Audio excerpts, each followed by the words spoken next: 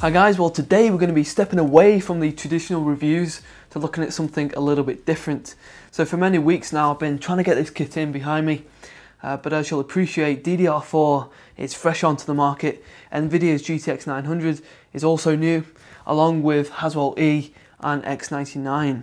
So there were some slight delays in getting everything together, but the idea behind today's video is to provide you guys with some ideas for stepping up to Intel's enthusiast level with the Haswell-E and X99 as the basis for this. So I've gone away, I've selected these products here behind me, which comprise of the components for a full system, and these are some of my top picks for building a capable machine which is going to sit at sort of a mid-range position for the high-end platform. So to begin with, we're going to go through each individual product, have a look at the price, what you can expect from it, and then later on I'm going to take each component, build it into a system in a step-by-step process to give you guys a little bit of guidance if you're new to this kind of thing. Starting with the CPU then, we've chosen the mid-range Intel Haswell-E chip, the Core i7-5930K, and of the three current processors from this family, the 5930K sits in between the entry-level 5820K and the 5960 Extreme. So our 5930K has 6 cores, 12 threads, and has a base clock of 3.5 GHz, and it boosts up to 3.7 when the turbo kicks in. Now this chip has a TDP of 140 watts and is of course only going to be suitable for socket 2011 version 3. So this chip is going to be especially useful for you guys who frequently use image editing applications and are perhaps producing videos on a regular basis, performing demanding tasks such as exporting, rendering out and encoding. And since this chip is unlocked, we can overclock it into and beyond the realms of the 4 gig mark for even more performance gains. Now the price for this particular chip, the 5930K, is £440 in the UK and then $590 if you're over in the States. So these are the current prices as of October-November 2014. Cooling our processor, we've chosen to go with an all-in-one liquid cooling solution just to keep things simple and to make that installation that bit easier. So we've gone for the Corsair Hydro Series H55, and this cooler uses a 120mm radiator and fan combo, so it will be ideal to install it into that spot where the rear exhaust typically sits inside your case. Now the H55 will provide us with low noise operation, and it will help to keep the temperatures down.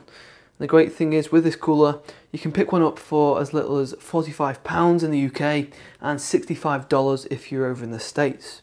Choosing to go with an Intel Haswell-E processor means that an Intel X99 motherboard is obligatory. So we've chosen to pick out a motherboard which has plenty of decent features, will visually coordinate with other hardware, and is placed at a reasonable price point. So our choice for the motherboard is the GIGABYTE X99 Gaming 5. So the Gaming 5 follows the ATX form factor, so it's going to fit in any case that supports this specification. And throughout the board we have an all-digital design, along with components such as server-level chokes and long-life black solid caps.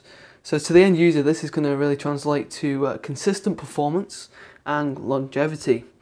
For storage, there is up to 6 SATA 3 ports with SATA Express and M.2 support. For those wanting to add in multiple graphics cards, there are up to 4 PCI Express slots, so NVIDIA SLI and AMD Crossfire are both available. And there is an auxiliary Molex connection there to provide extra juice if you need it for those extra cards. Now we've no need to add in a sound card with this build because our motherboard has the creative Soundcore 3D, and this quad-core chip delivers SPX Pro Studio and Crystal Voice.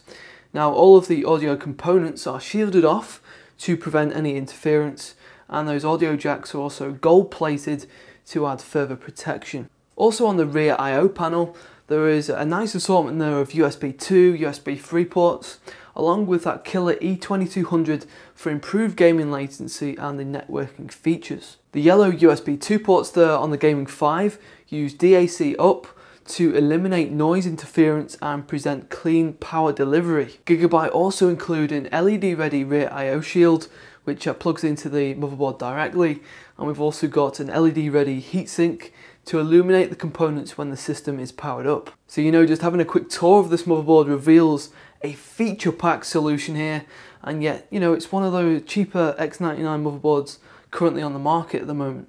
In the UK you're going to pick it up for around £190, and then over in the States it's $290. With the introduction of Intel Haswell-E and X99, DDR4 has finally hit the market, so to make use of this platform, DDR4 again is one of those mandatory components. We can't use DDR3. So for the memory selection, we've gone with Corsair's Vengeance LPX modules, and this is a quad channel kit which provides us with 16 gig of capacity and a frequency of 2666 megahertz. And these modules are available in a variety of different colours, so we've gone with the reds just so it pairs up nicely with that GIGABYTE motherboard. Now DDR4 prices right now are extremely high because they're new to the market and supply is short, and this kit is going to cost you around £245 in the UK or $340 if you are over in the States. And that might seem quite hefty, but DDR4 generally starts around the £200 mark, and it's usually slower in frequency. Now for the graphics card, there are many routes that we can take, but since this system is really intended to be a mid-range machine, we decided to go with the new NVIDIA GTX 900 series, and more specifically the GTX 970. And then furthermore, we went for the GIGABYTE GTX 970 G1 Gaming. So this card has 4 gig of GDDR5, is PCI Express 3.0, and has a factory overclock, therefore meaning that the base clock sits at 1178 MHz and the boost is 1329 MHz. One of the strongest selling points about the G1 Gaming is the fact that it comes with GIGABYTE's renowned wind force cooling. So this solution has remained the backbone of GIGABYTE's graphics card production because the design has been proven to significantly reduce the temperatures whilst doing so at extremely low noise. This card has a metal backplate to make it even more robust, and ultra durable components have been used throughout for quality and longevity. Now for the connectivity, there are up to 6 ports. We've got dual link DVIs, 3 display ports and 1 HDMI. So with those ports we can take advantage of 4K resolution, and we can output to 4 separate screens and make use of flex display to achieve this. Now one of the many reasons that we went for this card was the fact that it's also set to support DirectX 12 upon its release. So this card costs in the region of around £300 in the UK and then $400 over in the US. Now with the price of SSDs having dropped significantly over the past 6 months, there really hasn't been a better time to grab one of these and use it as a primary operating system drive. And by doing so, give you nice quick boot ups, and it'll also make things inside Windows a lot quicker. SSDs give out less heat, they're more reliable, and they offer less power consumption compared to your traditional standard mechanical type. So for this, we've chosen to go with the Corsair Force LX 256 gig. And this SATA-free drive will be ideal for most users because the capacity will cover the operating system and most of the core applications. So it's recommended to use a secondary mechanical drive for games and such, because you can grab one, a large one, for quite a small cost. But if you can afford it, get another SSD for dedicated game support. So this 256 gig model here of the Force LX costs £90 in the UK and then $130 over in the US. Powering all this high quality kit, we've decided to choose a reputable brand for the power supply, because the last thing that you want to have is the power supply go up in smoke and take out the components with it. We've all used no frills power supplies before. Some of us have probably got away with things unscathed, but the best advice that I can give you is, of all the components to cut back on, do not do it with the power supply. You're only going to regret it. So although we've chosen a decent brand, we've still gone down the lower end route just to keep the costs down. So we've chosen the Corsair CX600M. So this is a unit which is 600 watts, is 80 plus bronze certified. The efficiency may not be the highest, but it may not be the utmost importance to most people. So we're still getting a modular unit so we can interchange those cables, and we're getting a unit which offers low noise operation. One of the most important things about a power supply when buying one is to make sure that that plus 12 volt rail is adequate to support the graphics card. So the CX600M has a dedicated 12 volt rail which provides us with 46 amps and over 550 watt. So this is going to be ideal for our configuration. We also need a 6 and an 8 pin PCI Express connector, which this power supply also comes with. So CX600M is available in the UK for £50, $70 if you're over in the States. So it's more than affordable, and this is going to be more than sufficient to power our entire rig and provide us with a little bit of headroom for overclocking. And then finally we have the case, which all of our lovely hardware is going to be going into. Now cases are very personal, but for sheer functionality and value I've gone with Corsair's 230T, which is an entry-level mid-tower. This case is available in different colours. We've gone with the grey version just to keep things neutral and to correspond to the theme that we've created with those components inside. So this case has a 120mm fan at the front and the rear for airflow. We can add in extra fans at the top, and there is a perspex window for a view inside the case, which is nice, especially since we've got a motherboard and other components which have those LEDs. Inside we've also got plenty of space to house all of this kit, and there is ample hard drive storage for expanding in the future. Now you can pick this case up for £50 in the UK and $70 over in the States, so it's definitely a great value for money option. So with the component run through now complete, it's time for us to build the system. Now you don't have to follow the exact process when building a PC. For example, some of you may prefer to construct the system outside of the case to do a quick boot up test to verify that the hardware is all working, and there's nothing wrong with doing this. There's no hard fast rules, but following the process that I'm going to be showing you today will hopefully streamline the procedure. Okay, so to start with, we're going to get the motherboard prepped before it goes into the case. So by installing the CPU and the memory before the board goes into the case, we aren't having to struggle and exert any pressure or force onto the board when plugging in the memory. Okay, just a little tip for you guys. I've got a foam sheet here, that's just to help give it a bit of a cushion underneath the board if you're on a hard surface. Because obviously the underside of the board here has various pins which are quite sharp. It just protects the board and also protects the surface which you're on. So with the board there, we've got our DDR4. Now we're going to be slotting these into the outside lanes, the grey slots here. So there's actually only one particular way that you can do this. It's quite simple. There's a little gap in between, and it only goes in one way. And that is going to be with the logo on the outside. So if I just plug these in.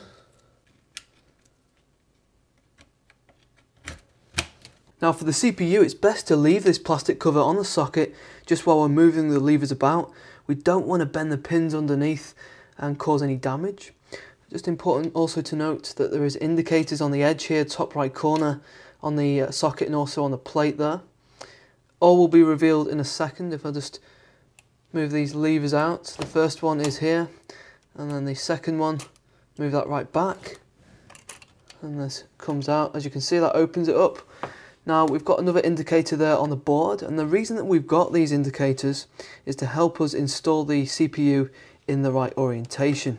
So here we've got our chip, and you can see there we've got in the corner there that indicator, and that is going to correspond with the motherboard. So this is going to help us install it in the right way. The last thing that we want to do, install it in the wrong way and bend anything again and cause any damage. So by pairing those up, the chip should be positioned in this particular way. So the writing is actually going to be upside down. Bit of a strange one that, but that is the way that it's been designed. So if we just gently place that down. We don't want to drop it into place and cause any damage. We can actually take this protective cover off now. And if we just gently place the cover over, bring this lever down on the right hand side to begin with, clip that underneath. It does feel tight, this, but that's for a reason. It needs to be tight, it needs to clamp it right down. And that is our installation of the CPU. Okay, next we're going to pop the power supply into the case. Now we're going to do this before we put the motherboard or any other devices inside the case, because obviously the more stuff that we put in there, it's harder to maneuver to route your cables in. So it's just a good idea to get your power supply in first so that you can make the cable management nice and easy. Now while we've got the power supply out of the case, it's a good idea also to pop in your modular cables. So I need a PCI Express for my graphics card, so I will attach that. I've also got a hard drive. I've only got a single drive, but this cable here will give us up to 3 drives, so that's good. So if you've got more than 3, then you're going to need to use 2 of these cables. So with those attached, we've got the power supply here. The fan is going to face the bottom of the case to work in conjunction with the filter.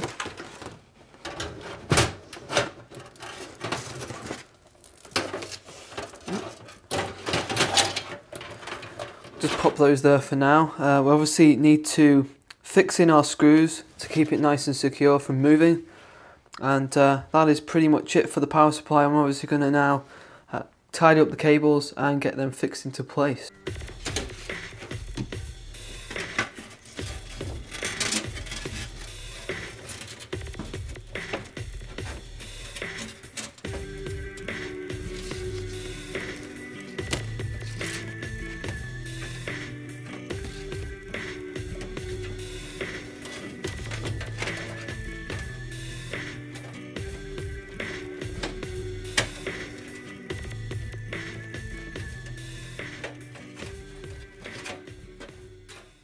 Okay, with the power supply now fitted and the cables nicely arranged, we can now fit the motherboard directly into the case. Just before we do that though, we just need to make sure all the standoffs are fitted onto the motherboard tray. For this particular case, we actually had these pre-installed, so that was really handy. And just before we install the motherboard as well, just make sure, quite obvious, make sure the cables are kind of tucked away from this particular area. We don't want anything to get sort of caught underneath, as that will create a problem. And at this stage it's also worth just installing that rear I/O shield. Just make sure the audio jacks are at the very bottom.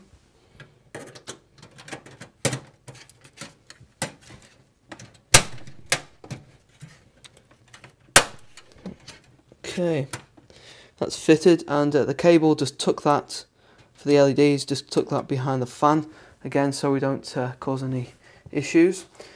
So we place the motherboard gently down into the case. Now there is quite a cushion on that rear I/O shield, so you almost have to press the motherboard against that rear I/O shield and then kind of drop it down, because we need to get past that hook in the center. So it takes a little bit of persuasion. You just need to kind of be patient with it, but also make sure you don't damage anything. This is a little bit tedious. There we go. So there is a slight bit of tension, but once it's in place it's actually quite sturdy, and then we just need to apply all of our screws to fit that into place. And also at this stage, while we've got the case on its side, it's probably worth just attaching your cables for your CPU power, and also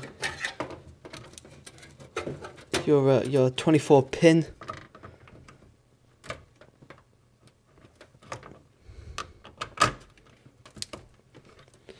Obviously the graphics card will have to leave just for now, but any of the cooling fans and anything else, just attach those at this stage as it makes things easier.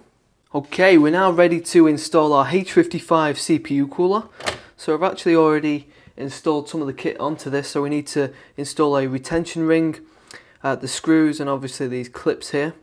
So you just need to follow the instructions to do that. This is for socket 2011.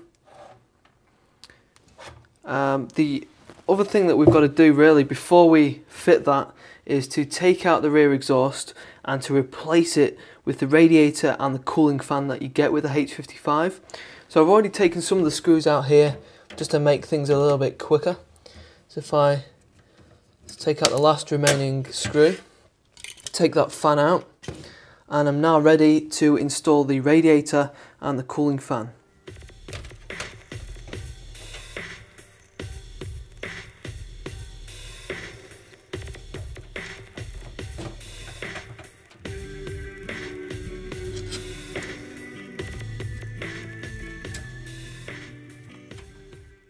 Okay, with the radiator and the fan now attached, we can get our pump and we can fix it to the socket. So to do this, very simple, just line up those screws with the edge of the socket where the mounting standoffs are, and then tighten up. Now, it's advisable to do this in a diagonal fashion, so if I'm doing the bottom right, then I need to do the top left. Just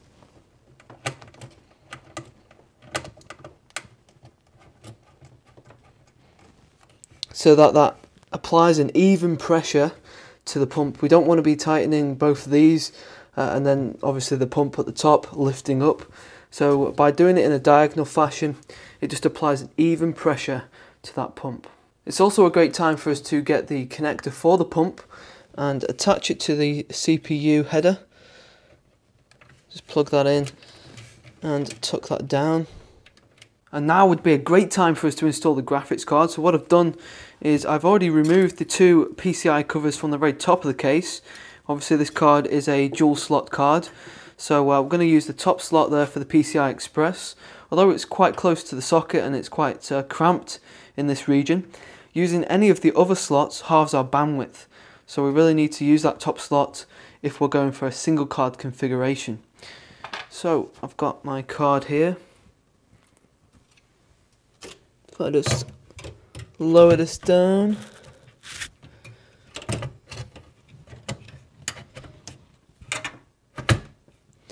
And of course we want to make sure we've got a thumb screw in. Don't want it wobbling around. I just use the screwdriver to tighten that up. Okay. We also need to apply the PCI Express power, otherwise the card is not going to power up. So that uses a 6 and an 8 pin. And that's our graphics card sorted. Right guys, well the last device we're going to install is the SSD.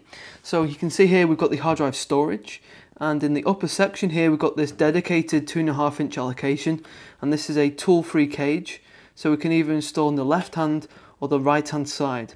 So my advice is going to be really to go on the left hand side, keep the cables sort of closer to the motherboard tray, keeping it nice and tidy. If we have it on the right hand side, we have a tendency to have the cables on display, and it's just going to help keep it a bit more tidy if we go on the left hand side. So as I said, this is tool free. All I need to do is slide the drive in. And then over on the other side we can apply a screw or two just to keep that fixed into place. We also need to attach the cables for the drive as well. One for the power, and then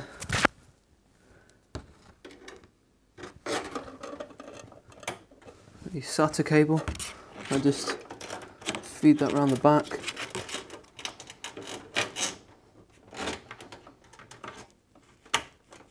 Keeping it nice and tidy. And then to finish things off, the only thing that you really need to do is just make sure everything is connected that needs to be. So I've used the cables here from the front panel, made sure all the power, the reset, the LEDs, activity is all plugged in the correct manner. We made sure the fan connectors for the headers, they're all connected in.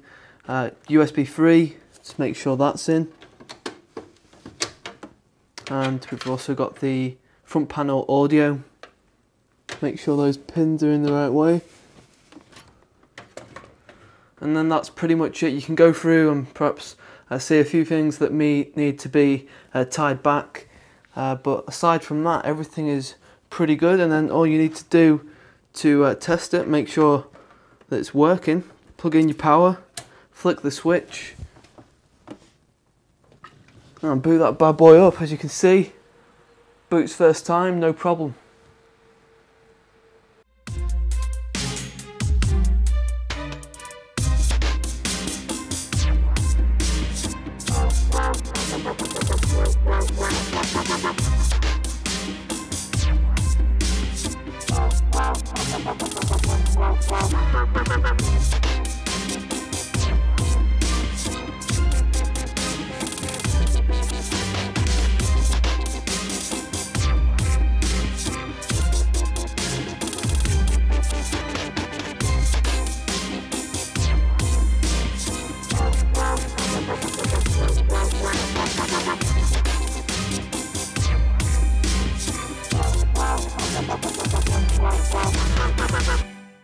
So that just about finishes off our guide today, guys. For those of you who are already using Intel's Enthusiast platform with X79, X99, you guys probably already know what components to select, how to build your own PC. But for those of you who are perhaps toying with the idea of upgrading, of stepping up to Haswell-E, but lack the confidence, then I hope this video has served as a bit of encouragement in how to build your own PC. And if you need any help in building your own rig, then please feel free to drop us a line over on Facebook, on Twitter, or over on our website. And you know, regardless of whether you're going to be going X99, Z97, AMD, hopefully this video has shown you how easy it is to build your own PC and create a very nice, clean, tidy setup. So let me know what you guys think of the component selection inside here. Would you have done anything slightly different? We could have perhaps you know, swapped out a few things inside there, brought the costs down. But one thing's for sure, you know, it looks great, it performs great, and each individual item here has its own warranty should anything go pear-shaped. If you want to know a bit more info on the individual components inside here, I will drop the configuration list in the description for you to have a look at that. Thanks very much for taking the time out to watch this video today. If you want to see more of this kind of content with the how-to style of guides, please let me know in the comments below. And by the way, we've just hit 12,000 subscribers, so thanks very much for all the support, guys, and I'll see you guys in the next video.